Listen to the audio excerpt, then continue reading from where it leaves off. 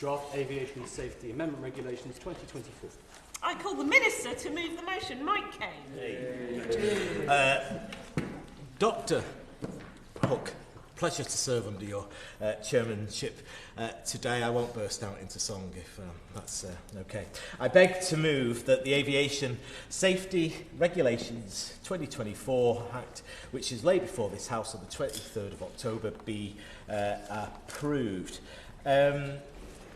As a member state of the International Civil Aviation Organisation, ICAO, the UK has agreed to implement international standards and recommended practices, SARPs, in domestic law. SARPs are technical specifications for aviation safety contained in annexes to the Convention on International Civil Aviation and adopted by ICAO. As a member state, we are obliged to implement any amendments made to SARPs in domestic law unless impractical to comply with the relevant to our system. Where this is the case, member states must file a difference notifying ICAO that there are discrepancies between SARPs and domestic law.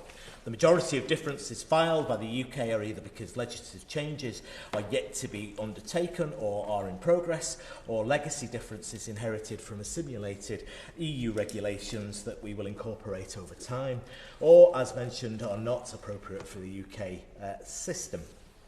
The objective of this instrument, Dr. HoC, is broadly twofold. Firstly, by updating UK law to comply with amendments to Annexes 6 and 14 to the Convention on International Civil Aviation. This instrument will ensure domestic aviation law meets an internationally agreed level of aviation safety. These updates pertain to enhancing fuel planning systems, widening the scope of all-weather operations, the ability of aircraft to take off and land under low visibility conditions, improving flight crew training and checking, and updates to new and continuing airworthiness and requirements around safety management systems. Secondly, this instrument corrects the supplements amendments to assimilated law made by the Aviation Safety Amendment Regulations 2023. It also reinstates two provisions erroneously removed by the Aviation Safety Amendment EU Exit Regulations 2020. Before turning to my closing comments, I may bring to the attention of the committee to some minor typographical errors and all that have been identified in this instrument since it was laid. A correction slip has been issued to amend these errors, and corrections have been incorporated into the draft regulations. At the request of the Secondary Legislation Scrutiny Committee, a revised explanatory memorandum has been laid, which now includes a link to the Civil Aviation Authority's consultation response document on all-weather operations and fuel planning and management. We must continue to ensure that aviation remains among the safest forms of travel, and that safety of the travelling public is key and number one priority to us all in this room. Some of the provisions of the draft regulations introduce new ways of using pre-existing technology, which is done with the aim of increasing efficiency while maintaining safety standards. They also correct errors to make certain that regulations are clear. By upholding our commitments to implement international aviation safety law, we maintain both high aviation safety standards and our reputation as a world leader in aviation safety.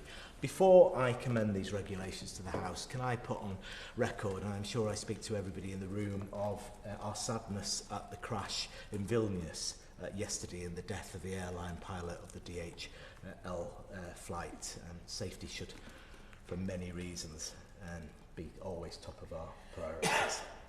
And I commend these regulations to the House. The question is that the committee has considered the Draft Aviation Safety Amendment Regulations 2024. Shadow Minister Jerome Baker.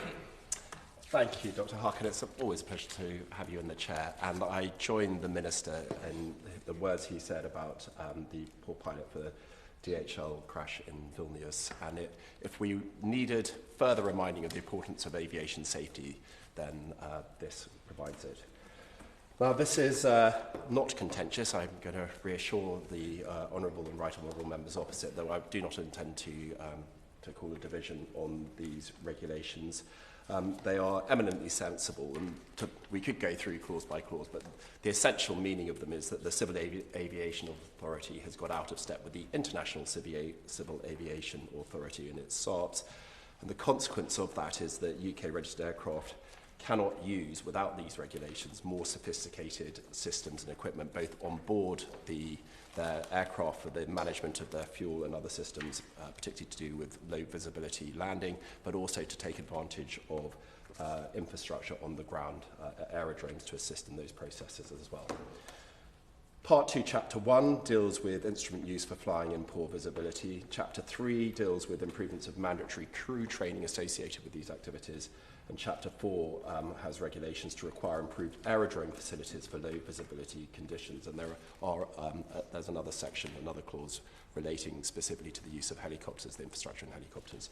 They're all good improvements, and they help to keep the UK up to date internationally and maintain our reputation as being at the forefront of aviation safety. So for those reasons, this side of the House will be supporting these proposals. But there are inevitably a few questions which I would like further information from the Minister on. I'd be grateful for his response. The first one is for the Minister to have a look at the rationale behind the impact assessment on the reduced fuel load required. So one of the key rationales for these regulations is to allow for a more efficient flight plans and for the carrying of less fuel as a consequence as a safety factor, whilst maintaining the same or increased levels of safety. Because there's less fuel in the aircraft, it has less weight, and therefore it burns less fuel. And yet, if you look at the cost-benefit analysis which accompanies this draft regulation, you can see that it's assessed that across all operators of UK-registered aircraft, only £12.3 million of fuel is assessed as likely to be saved. Now, I had a quick Google as to see what the fuel cost for just British Airways was in 2023, and Dr. HoC, you'll note that they spent £3.83 billion just on fuel, a single operator. So for the entire sector to save, it's estimated, just £12.3 million, it appears that these regulations, whilst well-meaning, are not going to have any significant effect at all in what we want, which is a reduction in carbon burn, a reduction in costs, and an increase in efficiency. So I'd be grateful if the Minister could confirm whether or not it's his understanding that the benefits are de minimis, or is there scope for further improvement in the future that the impact assessment does not yet identify? And secondly, on the same issue, does he recognise that if it's true that only £12.3 million is going to be saved through these incremental changes, a much greater saving of both carbon and fuel costs would be achieved by a reorganisation of air traffic control routing, particularly minimising or ideally preventing the issue of stacking round airports and the congestion associated with it? And I will come back, Dr. HoC, to congestion round airports in a moment.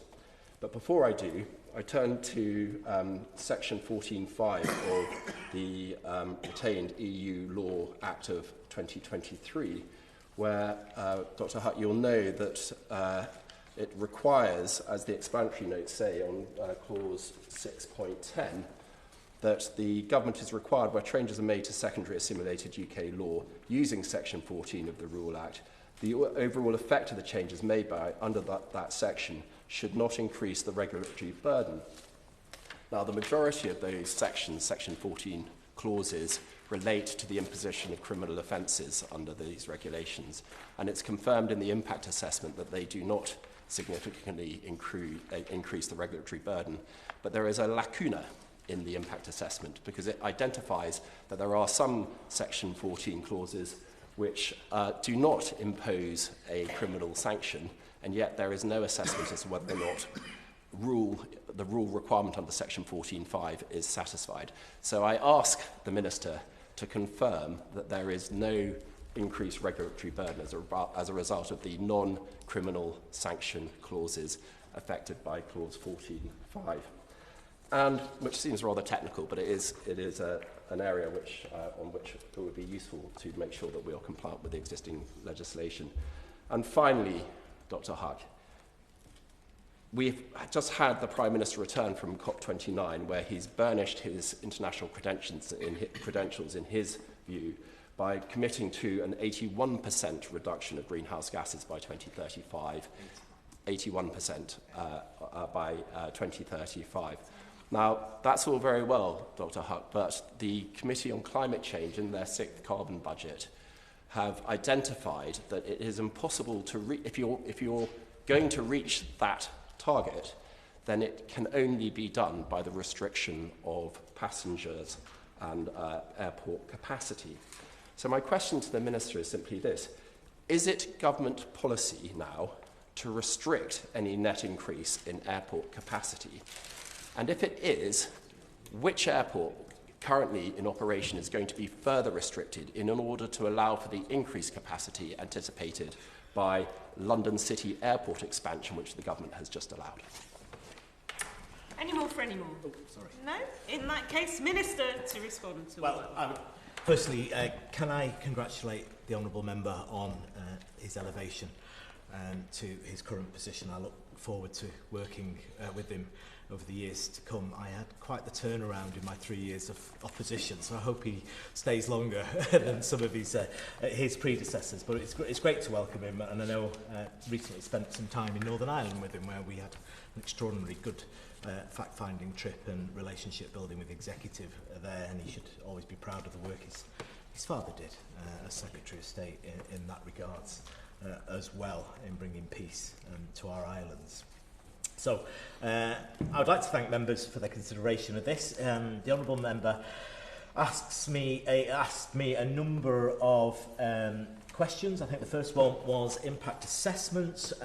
So a full impact assessment is submitted with memorandum and published alongside the explanatory memorandum on the legislation government website, so I will direct him to that. It assesses the impact amending legislation to align with the latest HoC SARPs concerning fuel planning and management. He asks about fuel. We don't think there will be significant carbon savings based on this SI. This is because only a few large operators will take advantage of the new fuel schemes, and only in some in limited circumstances. I will, however, direct him to our manifesto commitments of sustainable aviation fuel, of which we've already laid the mandate for 2% starting on January the 1st, 2025, which I signed into law just the other week. That will start to take grow an industry of sustainable aviation fuel in the UK and begin to decarbonise our skies. And our second key manifesto commitment of airspace modernisation and the stacking issue that he rightly talked about. If only we could get our planes to fly in a straight line and not fly in circles, we immediately begin to decarbonise our skies.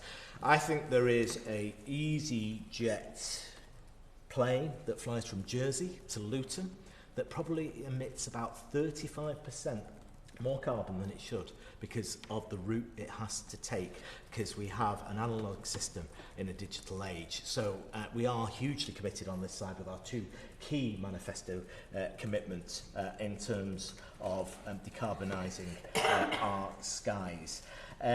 Section 14 and the regulatory burden.